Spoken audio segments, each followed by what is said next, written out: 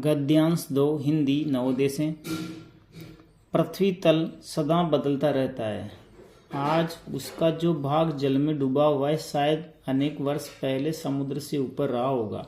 सीपियां जो कभी पानी के नीचे रही होंगी आज बहुत ऊंचे स्थलों पर पाई जाती है। हिमालय पर्वत की अनेक चोटियों के समीप हमें ऐसी चट्टानें मिलती है जो समुद्र तल में पाए जाने वाली पदार्थों से बनी हुई है। इसका यह अर्थ हुआ है कि कभी हिमालय समुद्र में डूबा हुआ था।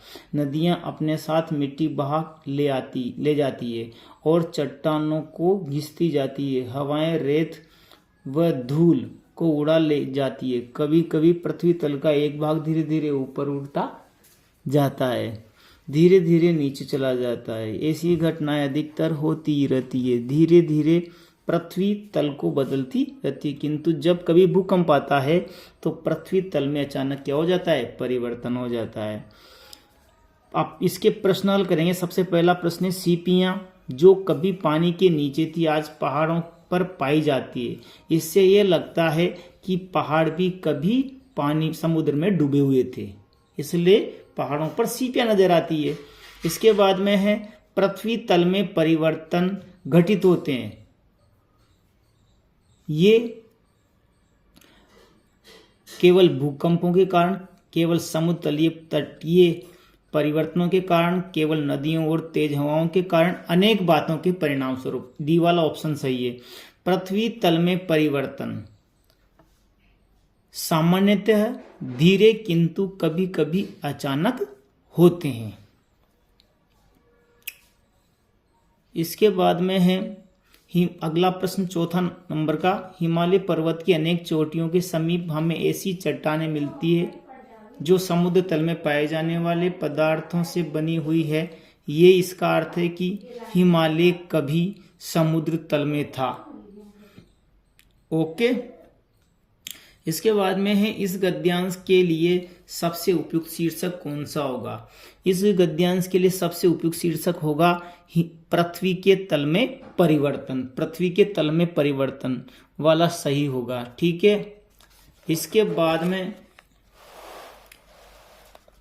हमारा तीसरा गद्यांश, कन्याकुमारी एक सुंदर स्थल है। ये 3 ओर से समुद्र से घिरा हुआ है। दक्षिण में विशाल हिंद महासागर है, पूर्व में बंगाल की खाड़ी और पश्चिम में अरब सागर है। देश के अनेक भागों से तीर्थ यात्री यहाँ 3 समुद्रों के महासंगम को में स्नान करने और मंदिर में पूजा करने के लिए आते हैं। कन्याकुमारी के तीनों ओर समुद्र सामान्यतः शांत रहता है। अनेक दर्शनार्थियों ने ये अनुभव किया है कि इस स्थान पर सदैव एक विशेष प्रकार की शांति और नीरवता, यानी कि शांति और निरवता छाई रहती है। सूर्योदय एवं सूर्यास्त का समय इस स्थल के सौंदर्य को आनंद लेने के लिए सर्वश्रेष्ठ क्षण है। प्रातःकाल बंगाल की खाड़ी से उदय होकर सूर्य सायंकाल अरब सागर में डूब जाता है। वास्तव में समस्त भारत में यही एक स्थल है जहाँ सूर्य को समुद्र से उदय होकर समुद्र में ही डूबते हुए देखा जा सकता है। कौन सी जगह हो? कन्याकुमारी। पूर्णिमा पर अनेक दर्शनार्थी कन्याकुमारी आते हैं। वे एक ही समय में सूर्य को अरब सागर में डूबते और चंद्रमा को बंगाल की खाड़ी से उदय होते हुए देख सकते हैं। वे दोनों ही आग के 2 गोले प्रतीत होते हैं। तो हम इसी के प्रश्नों को हल करेंगे। कन्याकुमारी एक सुंदर स्थल है क्योंकि ये 3 ओर से समुद्र से घिरा हुआ है। कन्याकुमारी में सूर्योदय पूर्व में बंगाल की खाड़ी से होता है। पूर्व में क्या है? बंगाल की खाड़ी, पश्चिम में अरब सागर। ठीक है। भारत में केवल कन्याकुमारी ही ऐसा स्थल है जहां सूर्य को समुद्र से उदय होकर समुद्र में ही डूबते हुए देखा जा सकता है। कन्याकुमारी के सौंदर्य का आनंद लेने का सबसे अच्छा समय कौन सा है? के सूर्योदय और सूर्यास्त का समय। ठीक है। कन्याकुमारी में पूर्णिमा के दिन हम एक ही समय में आग के 2 गोलों को देख सकते हैं। इसका अर्थ क्या हुआ कि हम एक ही समय में पश्चिम में सूर्यास्त और पूर्व में चंद्रोदय देख सकते हैं। तो इस प्रकार से हमने ये क्वेश्चन कर लिए हैं।